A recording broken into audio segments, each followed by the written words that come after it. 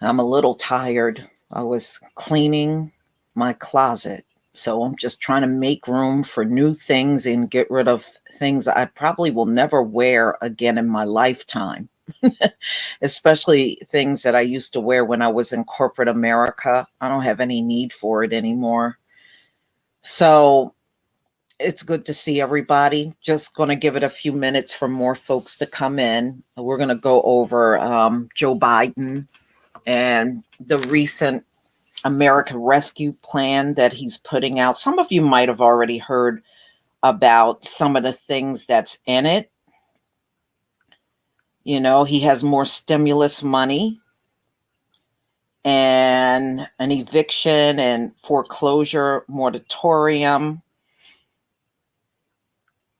And it's just a couple of things that I think you just need to hear if you did not get an opportunity to hear this already. But shalom, everybody.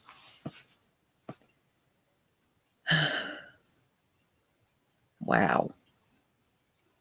What a day. What a week. What a week. I said this one week was very exhausting with everything that was going on.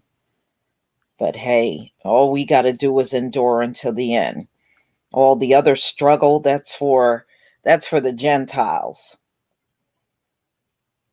All right. Okay, good. We got over 100 people, so that's a good thing. All right, let me see if I can get this set up.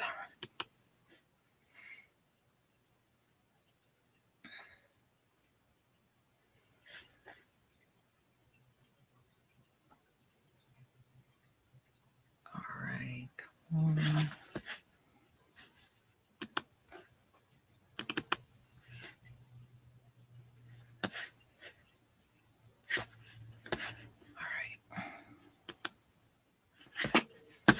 See if I can get this file up and running.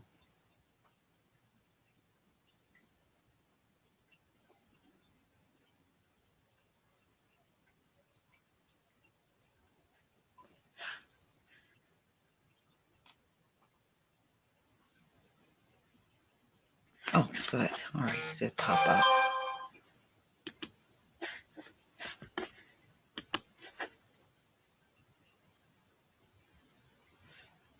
Oh, good. All right. All right. Better than I thought. All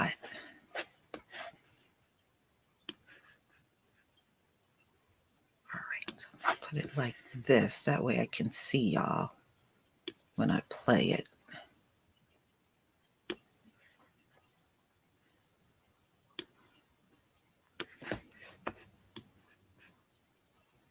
Oh, yeah. That'll work.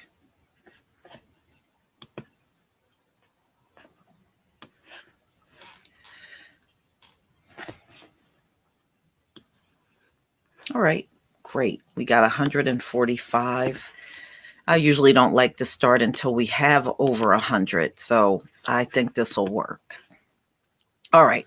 So what we will do is we'll listen to it and then go back and review, some of the points that he made. And I just really want to touch on some of the things that's going to impact all of us, opposed to some of the things that he's talking about for businesses. Now, if you have a business, then yes, it is worth you paying attention to some of the perks he's talking about. But if you're just a regular everyday person that may be on unemployment or you're gainfully employed right now, then there's other parts you want to listen to. All right, y'all. Let's go ahead and get started. Okay, please give me a 1 if you can see my screen.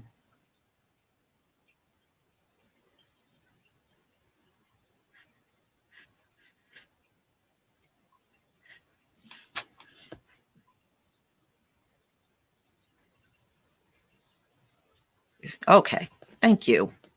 Thank you. I know y'all be responding, and I know there's a delay. That's why I don't even be sweating it. I know you're responding. Okay, here we go.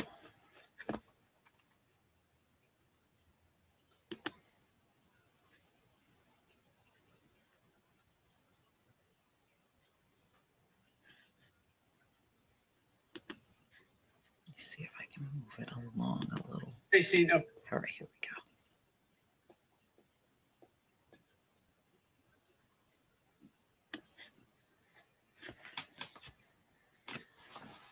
Good evening, my fellow Americans. It's been 343 days since the virus that has ravaged our nation tragically claimed its first life. On February the 6th in 2020, Patricia Dowd took her last breath at home under the California sun in Santa Clara. She was 57 years old, a beloved wife, mother, daughter, sister. She never knew she had the virus at the time when most folks never heard about the virus. But just like that, she was gone. And almost exactly 1 year later, nearly 400,000 of our fellow Americans have met the same cruel fate. Countless families and friends left behind with unrelenting grief and guilt, anger and frustration.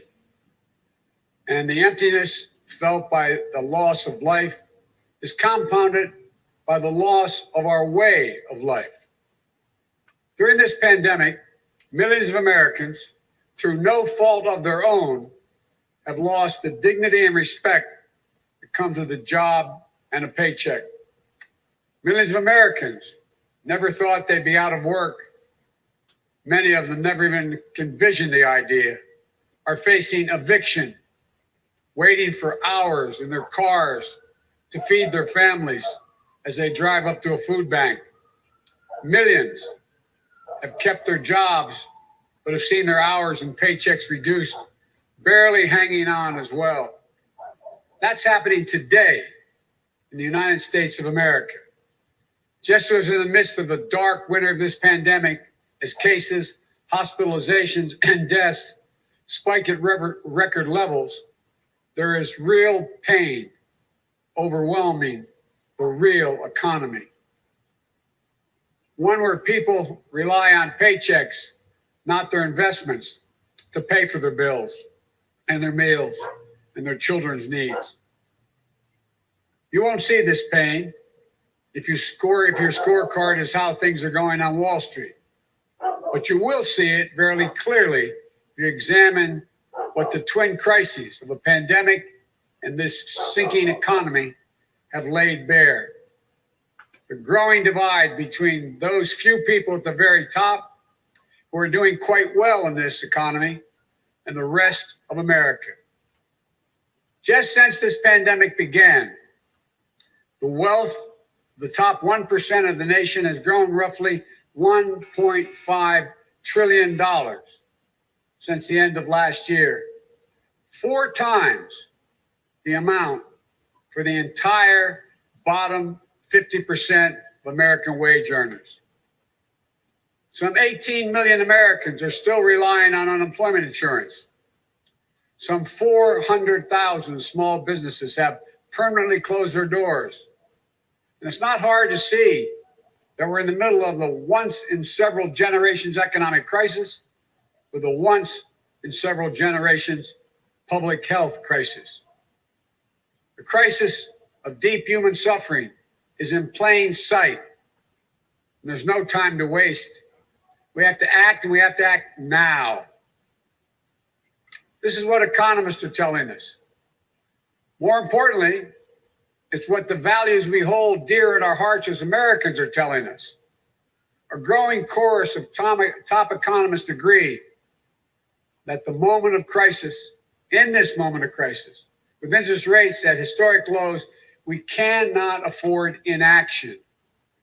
It's not just that smart fiscal investments, including deficit spending, are more urgent than ever. It's that the return on these investments in jobs, racial equity, will prevent long-term economic damage, and the benefits will surpass the cost.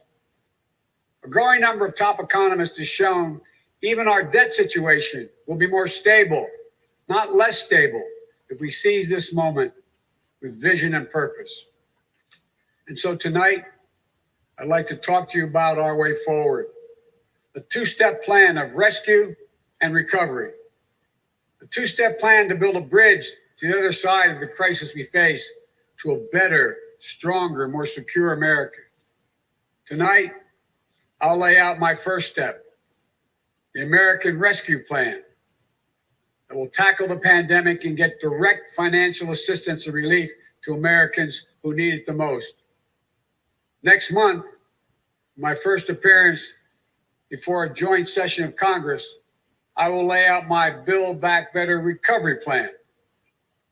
It will make historic investments in infrastructure, that Build Back Better plan. Infrastructure, manufacturing, innovation, research and development, and clean energy. Investments in a caregiving economy and skills and training needed by our workers to be able to compete and win in the global economy of the coming years. Moody's, an independent Wall Street firm, said my approach will create more than 18 million good-paying jobs. Our rescue and recovery plan is a path forward with both seriousness of purpose and a clear plan, with transparency and accountability, with a call for unity that is equally necessary. And unity is not some pie in the sky dream.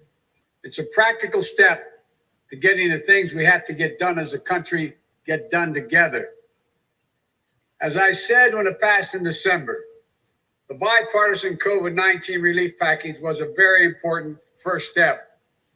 I'm grateful for the Democrats, Republicans, and independent members of Congress who came together to get it done. But I said at the time, it's just a down payment. We need more action, more bipartisanship, and we need to move quickly. We need to move fast. Our rescue plan starts aggressively in order to speed up our national COVID-19 response. The vaccines offer so much hope. We're grateful to the scientists and researchers and everyone who participated in the clinical trials. We're also grateful for the rigorous review and testing that has led to millions of people around the world already being vaccinated safely. But the vaccine rollout in the United States has been a dismal failure thus far. Tomorrow, I will lay out our vaccination plan to correct course and meet our goal of 100 million shots at the end of my first 100 days as president. This will be one of the most challenging operational efforts we have ever undertaken as a nation. We'll have to move heaven and earth to get more people vaccinated, to create more places for them to get vaccinated, to mobilize more medical teams to get shots in people's arms, to increase vaccine supply, and to get it out the door as fast as possible. We'll also do everything we can to keep our educators and students safe, to safely reopen a majority of our K through 8 schools by the end of the first 100 days. We can do this if we give the school districts, the schools themselves, the communities, the states, the clear guidance they need, as well as the resources they need that they can't afford right now because of the economic dilemma they're in. That means more testing and transportation, additional cleaning and sanitizing services in those schools, protective equipment and ventilation systems in those schools. We need to make sure that workers who have COVID-19 symptoms are quarantined, and those who need to take care of their family members with COVID-19 symptoms should be able to stay home from work and still get paid. This will reduce the spread of the virus and make sure workers get the support they need to maintain their families. But we need about $400 billion in funding from Congress to make all of what I just said happen. It's a great deal, but I'm convinced we are ready to get this done. The very health of our nation is at stake. Our rescue plan also includes immediate relief to Americans hardest hit and most in need. We will finish the job of getting a total of $2,000 in cash relief to people who need it the most. The $600 already appropriated is simply not enough. You just have to choose between paying rent and putting food on the table. Even for those who've kept their jobs, these checks are really important. You see, if you're an American worker making $40,000 a year with less than $400 in savings, maybe you've lost hours, or maybe you're doing fewer shifts, driving a truck or caring for the kids or the elderly. You're out there putting your life on the line to work during this pandemic and worried every week that you get sick, lose your job, or worse. $2,000 is going to go a long way to ease that pain. We'll also provide more peace of mind for struggling families by extending unemployment insurance beyond the end of March for millions of workers. That means that 18 million Americans currently relying on unemployment benefits while they look for work can count on these checks continuing to be there. Plus, there will be a $400 per week supplement so people can make ends meet. This gets money quickly into the pockets of millions of Americans who will spend it immediately on food and rent and other basic needs. As the economists tell us, that helps the whole economy grow. We'll also tackle the growing hunger crisis in America. As I speak, and the Vice President-elect has spoken to this many times, 1 in 7 households in America, more than 1 in 5 Black and Latino households in America, report they don't have enough food to eat. This includes 30 million adults and as many as 12 million children. It's wrong. It's tragic. It's unnecessary. It's unacceptable. So we're going to extend emergency nutritional assistance for 43 million children and their families enrolled in the SNAP program through the rest of this year. We'll help hard-hit restaurants prepare meals for the hungry, provide food for the families who need it. We'll invest $3 billion in making sure mothers and their young children have the nutrition they need. This will not only meet our moral obligation we have to one another, but will also spur our economic growth, get restaurants and workers back on the job. And as we work to keep people from going hungry, we'll also work to keep a roof over their heads to stem the growing housing crisis and evictions that are looming. Approximately 14 million Americans are falling behind on rent, many at risk of eviction. If we don't act now, there'll be a wave of evictions and foreclosures in the coming months as the pandemic rages on. This would overwhelm emergency shelters, increase COVID-19 infections as people have nowhere to go and can't socially distance. Next week, we'll take action to extend nationwide restrictions on evictions and foreclosures. This will provide more than 25 million Americans greater stability instead of living on the edge every single month. And I'm asking Congress to do its part by funding rental assistance for 14 million hard-hit families and tenants. It will also be a bridge to economic recovery for countless mom and pop landlords. These crises are straining the budgets of states and cities and tribal communities that are forced to consider layoff and service restrictions of the most needed workers. It means that people putting their lives at risk are the very people now at risk of losing their jobs. Police officers, firefighters, all first responders, nurses, educators. You know, over the last year alone, over 600,000 educators have lost their jobs in our cities and towns. Our rescue plan will provide emergency funding to keep these essential workers on the job and maintain essential services. We will ensure that vaccines are administered and schools can reopen. Vice President-elect Harris and I have been speaking with county officials, mayors, governors of both parties on a regular basis. We're ready to work with them, help them get the relief they need. Our rescue plan will also help small businesses that are the engines of our economic growth, our economy as a whole, the glue that holds communities together as well. But they're hurting badly. And you realize they account for nearly half of the entire total U.S. workforce. Our rescue plan will provide flexible grants to help those hardest hit small businesses survive the pandemic, and the low-cost capital that will help entrepreneurs of all backgrounds create and maintain jobs, plus provide the essential goods and services that communities depend upon. Last week, I laid out how we'll make sure that our emergency small business relief is distributed swiftly and equitably, unlike the first time around. We're going to focus on small businesses on Main Street. We'll focus on minority-owned small businesses, women-owned small businesses, and finally having equal access to the resources they need to reopen and to rebuild. And we will be responsible with taxpayers' dollars, ensuring accountability that reduces waste and fraud and abuse like we did in the Recovery Act that I administered in our administration. Direct cash payments, extended unemployment insurance, rent relief, food assistance, keeping essential frontline workers on the job, aid to small businesses.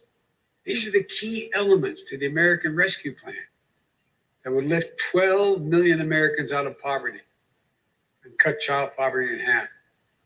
That's 5 million children lifted out of poverty if we move. Our plan will reduce poverty in the Black community by 1/3, reduce poverty in the Hispanic community by almost 40%. And includes much more, like an increase in the minimum wage to at least $15 an hour. People tell me that's going to be hard to pass. Florida just passed it. As divided as that state is, they just passed it. The rest of the country is ready to move as well. It should be a national minimum wage of $15 an hour. No one working 40 hours a week should live below the poverty line. That's what it means. If you work for less than $15 an hour and work 40 hours a week, you're living in poverty. It includes access to affordable childcare that will enable parents, particularly women, to get back to work. I look forward to working with members of Congress, both parties, to move quickly to get the American Rescue Plan to the American people. Then we can move with equal urgency and bipartisanship to my Build Back Better recovery plan that I will call for next month to generate even more economic growth. American manufacturing was the arsenal of democracy in World War II. It will be so again. Imagine a future made in America, all made in America, and all by Americans. We'll use taxpayers' dollars to rebuild America. We'll buy American products, supporting millions of American manufacturing jobs, enhancing our competitive strength in an increasingly competitive world. Imagine historic investments in research and development to sharpen America's innovative edge in markets where global leadership is up for grabs. Markets like the battery technology, artificial intelligence, biotechnology, clean energy.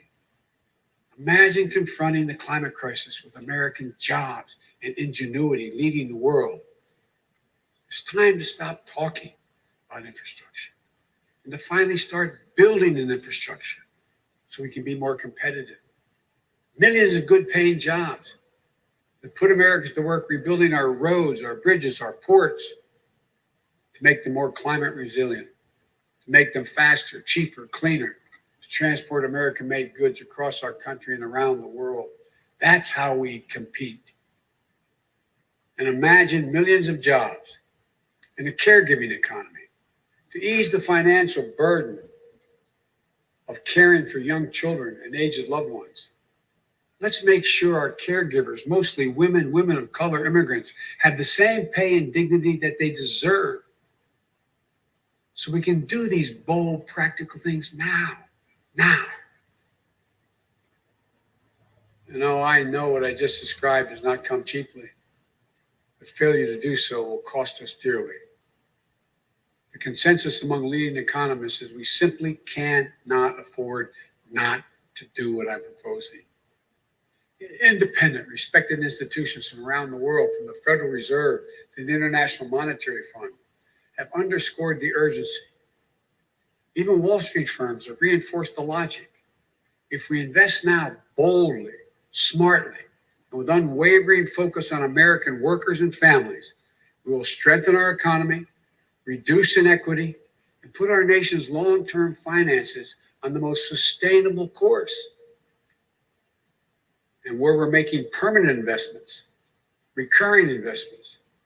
As I said in the campaign trail, we will pay for them by making sure that everyone pays their fair share, not punishing anybody. We can do it without punishing a single person by closing tax loopholes for companies that ship jobs overseas, or to allow American companies, 90 of them, the top Fortune 500, to pay zero in federal income taxes, asking everyone to pay their fair share at the top so we can make permanent investments to rescue and rebuild America. It's the right thing for our economy. It's the fair thing. It's the decent thing to do. We not only have an economic imperative to act now, I believe we have a moral obligation. In this pandemic, in America, we cannot let people go hungry. We cannot let people get evicted. We cannot watch nurses, educators, and others lose their jobs. We so badly need them. We must act now and act decisively. My fellow Americans, the decisions we make in the next few weeks and months are going to determine whether we thrive in a way that benefits all Americans, or whether we stay stuck in a place where those at the top do great, while economic growth for most everyone else is just a spectator sport, and where American prospects dim, not brighten. These investments will determine whether we reassert American leadership and outcompete our competitors in a global economy. We're better equipped to do this than any nation in the world. Or whether we watch them catch up and pass us by. Together, I know which path we'll choose. That includes all Americans, so we can own the 21st century. But even with all these bold steps, it's going to take time to get where we need to be. There will be stumbles, but I will always be honest with you about both the progress we're making and what setbacks we meet. And here's the deal. The more people we vaccinate, the faster we do it, the sooner we can save lives and put this pandemic behind us and get back to our lives and our loved ones. And the sooner we can rescue and rebuild the American economy, the biggest and most profitable engine in the world. I know it's been nearly a year that tested us beyond measure. For all of you who have lost someone, my heart goes out to you. I know that feeling looking at an empty chair across the table. All of you have fallen on hard times. I know you can never get back what you lost. But as your president, I know that every day matters and every person matters. From the very first to the nearly 400,000 lost American souls and counting, to the millions of you just looking for a fighting chance in this economy, I promise you, we will not forget you. We understand what you're going through. We will never, ever give up. And we will come back. We'll come back together. We didn't get into all this overnight. We won't get out of it overnight. And we can't do it as a separated and divided nation. The only way we can do it is to come together as fellow Americans, as neighbors, as the United States of America. And when we do, there's nothing beyond our capacity. I've said this many times. When America acts as one, there's never been a single thing we've been unable to do, no matter how consequential the issue has been. Out of all the peril of this moment, I want you to know, I give you a word, I see the promise as well. We've seen clearly what we face now. And I remain so optimistic about America. As optimistic as I've ever been. We have everything we need, but the will must be demonstrated. So come Wednesday, we begin a new chapter. The Vice President-elect and I will do our best to meet all the expectations you have for the country and the expectations we have for it. I'm confident. I am truly confident. Together, we can get this done and come out better off than when we went into this crisis. God bless you all. May God protect our troops.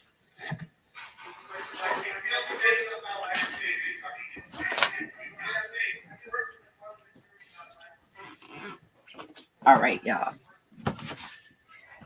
All right, we're just gonna let me stop sharing my screen, and we're just gonna get a little deeper into some of the things that he touched on. No, there is nothing that's going to save America. We all know that, but these folks need a pep talk like that. We don't need a pep talk.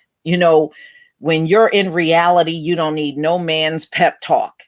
What you need to do is just, we know we're on our own, and we're just going to have to do the best that we can at the end of the day. So let me just touch on a few things in his proposal. Now, Joe Biden had to come up with something because there were so many people upset over the $600. If you went online and you looked at some of the comments like I did, or you were on social media, like on Twitter, and you saw the reaction, there were a lot of angry people that they waited such a long time to get a second stimulus. And then on top of that, you have, a situation where they didn't even give enough money for people to do. What are you going to do with that? For real, when you are several months behind on rent, what are you supposed to do with $600? So no matter how you look at it, Joe Biden had to do something. Doing nothing just simply was not an option in this whole thing. All right, let me just pull this up.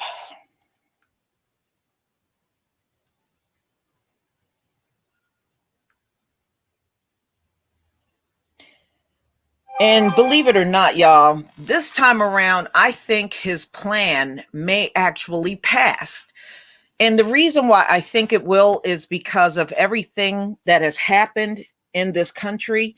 And I think they don't want to upset the American people any further.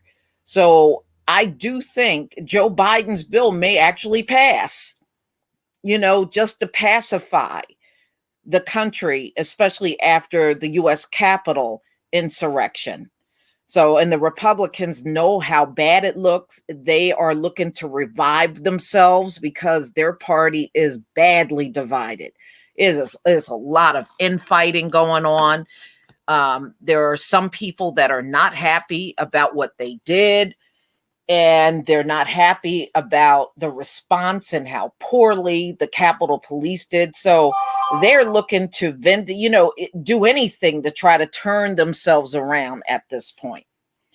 So as you heard, Joe Biden is proposing a $1.9 trillion plan for the economic and pandemic crisis that's going on in the country.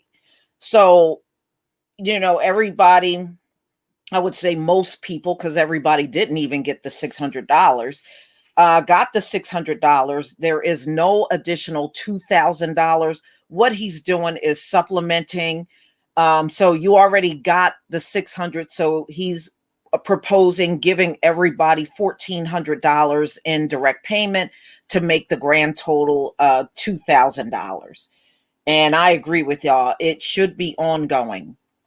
It should be ongoing. But we know it's not at all.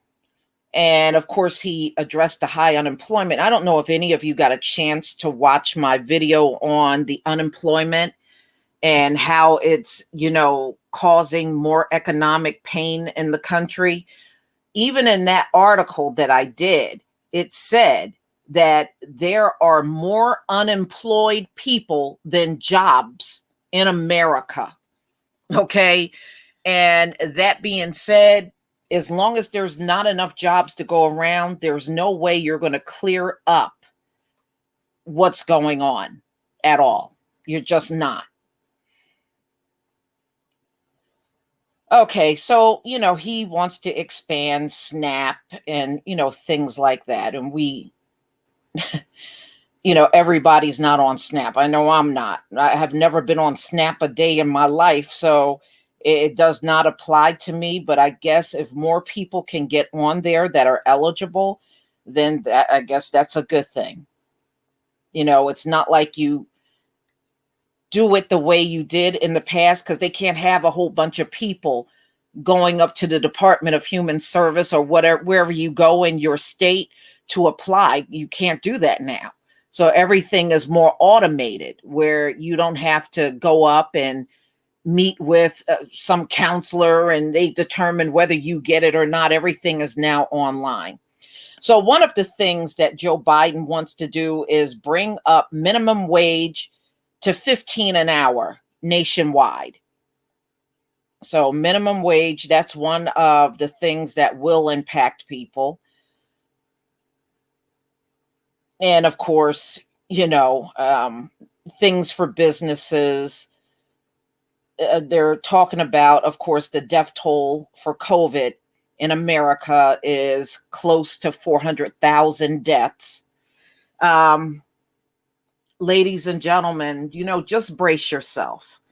They are talking about things getting worse, and they're anticipating March is when the new mutated strain of COVID will overtake the strain that we're dealing with now. And they're saying they know things will get worse. So you'll see an increased number of people with COVID and an increased number of people dying from it. So that's what they're holding their breath over, is March. So as you heard, Biden asks for $400 billion, at a speedy pace for inoculating 100 million people in 100 days. And you see how far they got, right? They wanted to get 20 million. Never forget this. They wanted to get 20 million people done by the end of December. They didn't even come close to that. Not even close. So, of course, expansion on testing, of course, and he was talking about reopening schools, which I think is ridiculous. If you haven't resolved coronavirus, why would you be talking about reopening schools? It's way too dangerous to send these kids back to school, but this is how these folks, I heard even some governors talk like that, and it's just laughable. You can't social distance in those schools. You don't have, in many schools, and y'all know this, many schools don't even have good ventilation at all. Even when I was growing up, there were a lot of schools around me that didn't have good ventilation. Well, guess what? That has not changed because we're in 2021. There are still schools that have horrible ventilation. Okay. So they are talking about 1,400 in a new round of relief per person, relief checks, about $440 billion to help with local government and businesses, because businesses have been really struggling bad. Changing the federal minimum wage to 15 an hour. All right. And now they're talking about weekly benefits for the unemployed. Right now, it's $300 a week. Joe Biden wants to boost that up to $400 a week. So you get your regular unemployment. In addition to that, an extra $400 every single week. And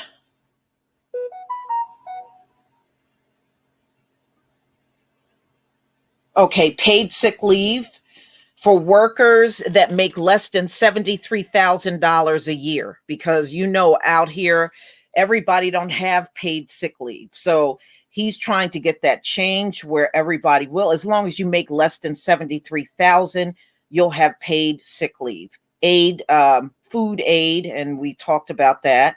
The 400 weekly supplement. All right.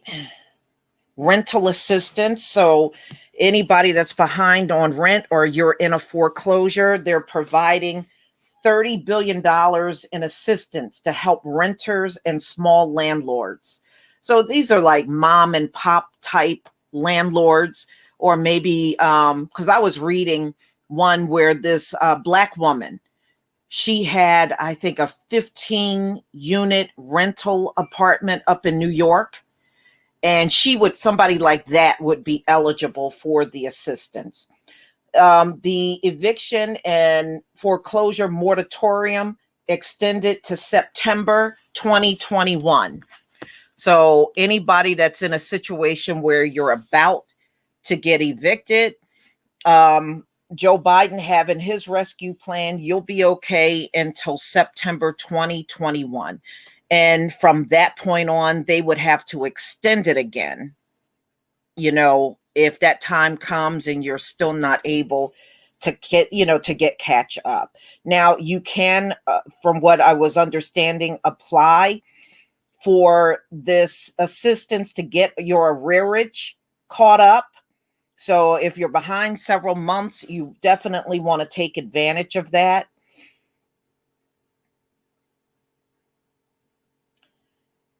Okay, let's see what else was in here.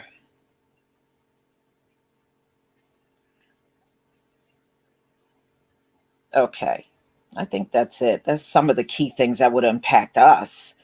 But some of the other things that he was talking about, not unless you got some kind of business, is really not going to impact you at all. So I know one of the things I had read last night, if you, they're trying to make it easier for people to apply for PPP,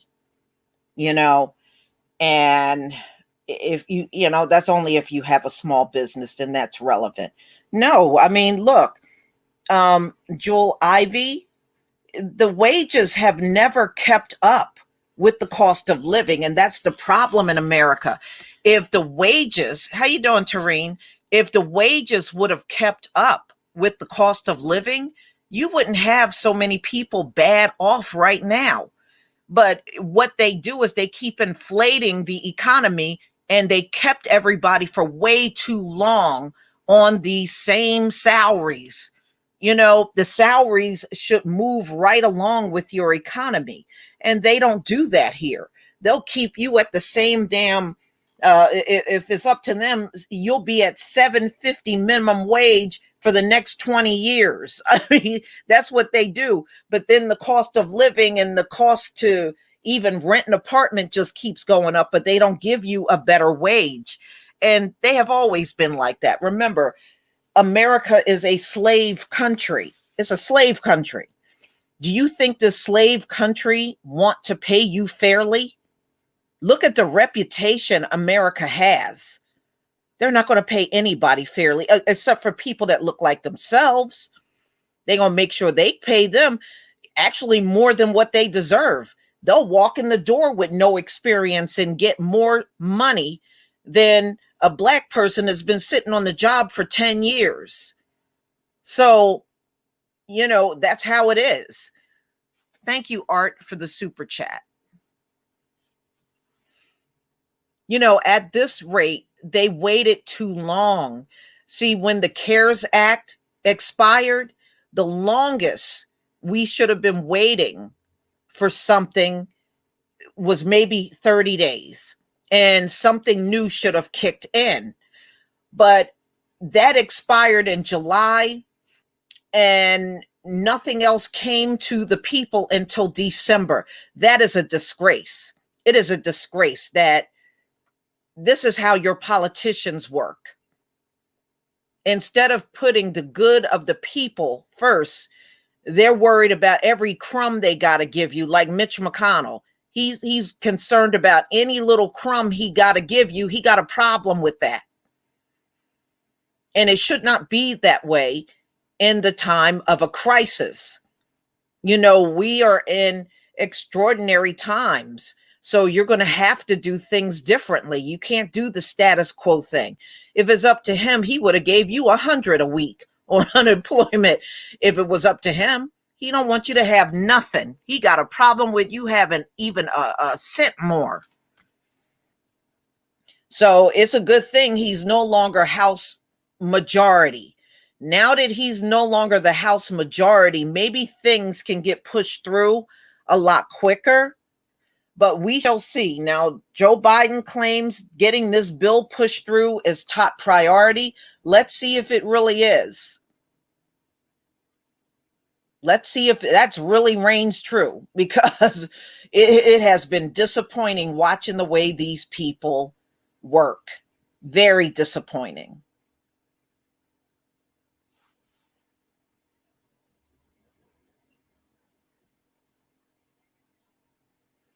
Yeah, well, anybody that worked, let me tell you something. Anybody that worked for Donald Trump is going to have a hell of a time getting a job. I mean, that's a shame. That man got such a bad reputation. Anybody in that cabinet is now going to be looked upon as toxic. You know, although they may not have had nothing to do with the politics, but the fact that they got the Trump name attached to them now for the last 4 years, oh man, what a mess. What a mess for them.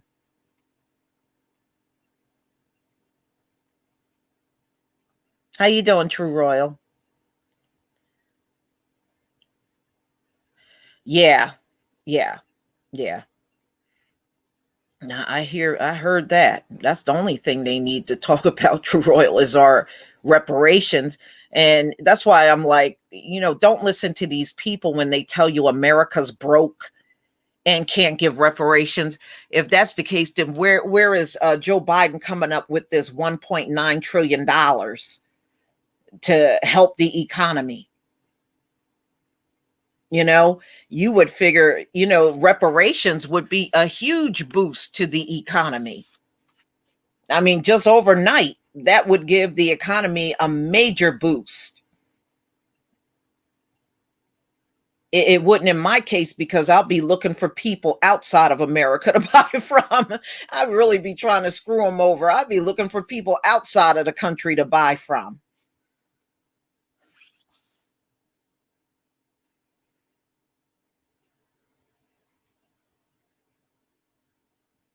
Yeah, I did see that, Mr. Pirate Brain. Yeah, Bill Gates is now the biggest farm owner in America, has the most land and all that stuff. Well, not surprised.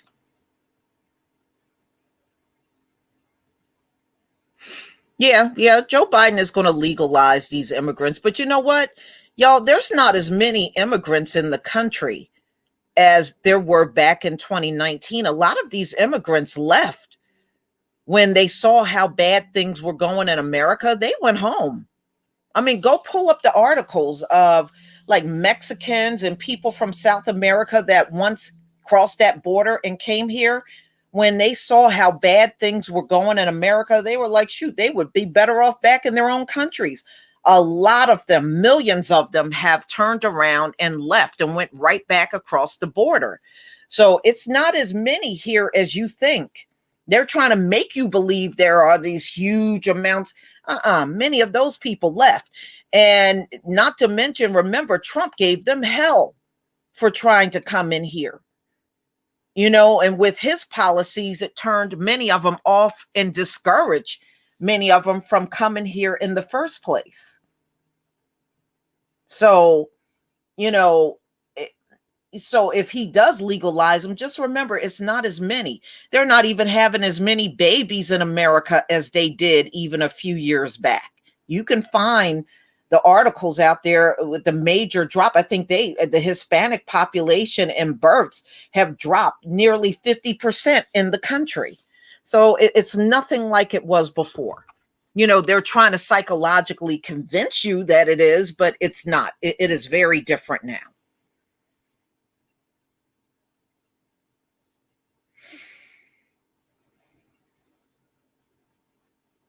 Yeah. Everybody knows I'm on the East Coast. Sherry Maxey, thank you for the super sticker. And those of you that are in the northern plains in the country, you're more impacted by the polar vortex, and it's about to get very seriously cold in America. We dodged a bullet where I am. when the polar vortex came down, it did not cover my state. It covered Pennsylvania, the neighboring state, but it didn't cover us. So we kind of dodged a bullet on it, but it's about to get bad this coming week, especially for Northern Plains people. I was reading it may go down to -10 or even -20. Now, for us, where I am in the Northeast, we're going to be, I think, like in the 30s during the day, but in the 20s at night. So for us, it's not quite as bad. But yeah, those folks are about to be in -10 and -20. That is crazy.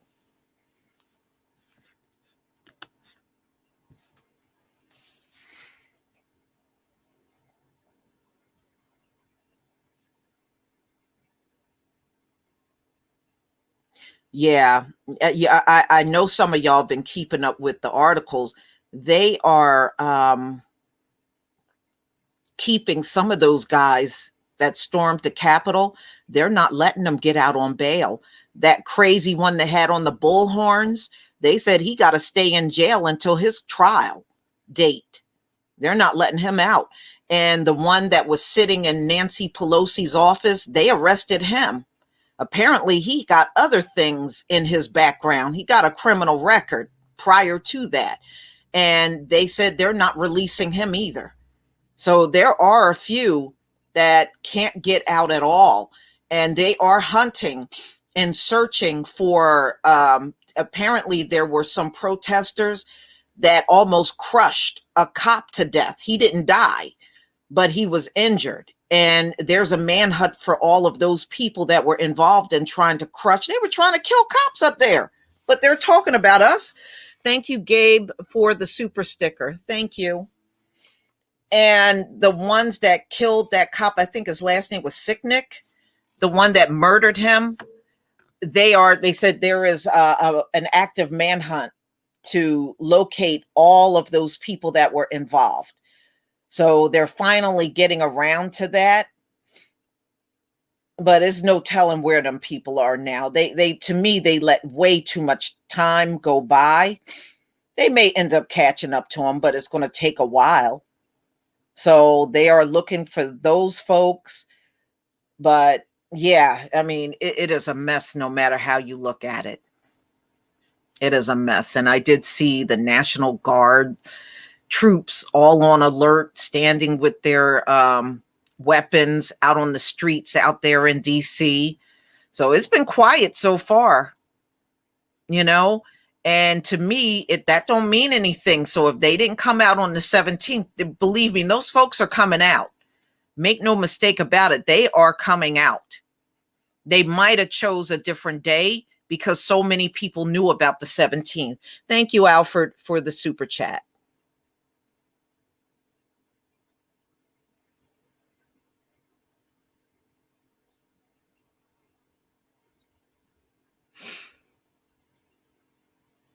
Yeah, that's what I'm talking about, Jamal Black. Reparations. That's what I hear you. Shoot, that's the only thing I really want to hear about. But, you know, because so many of our people are behind on bills, behind on rent, you know, we still got to keep up with the political things that are going on in the country that will impact our lives. So we shall see what happens. You know, Joe Biden will be sworn in on the 20th. And True Royal and I were talking last night, and we got a good laugh. Trump wants a major send-off. He wants a ban. He wants a gun salute from the military. I was like, look, he don't need all of that. That's taxpayer money being wasted on the one that lost. He needs to just get on the helicopter, just like the Obamas, just like the Bush family, and get the hell out. That's the only thing he need to do. I don't think we need to do any more for Donald Trump. He needs to just get the hell up on the helicopter and leave. What the hell is all this stuff for the one that lost? Thank you, Art, for the super chat. Trump don't need, he already wasted enough money on that U.S. Capitol. The cleanup is costing a fortune. And, today I was watching a video and they showed the inside. Windows are still broken. Doors are still broken. They haven't even repaired the inside yet. So, I mean, look at all the money that's got to be wasted to fix up something that should have never been destroyed in the first place. But now spend more money on his ass? No, just leave. The hell is up with that? Just leave. He don't need to do nothing else.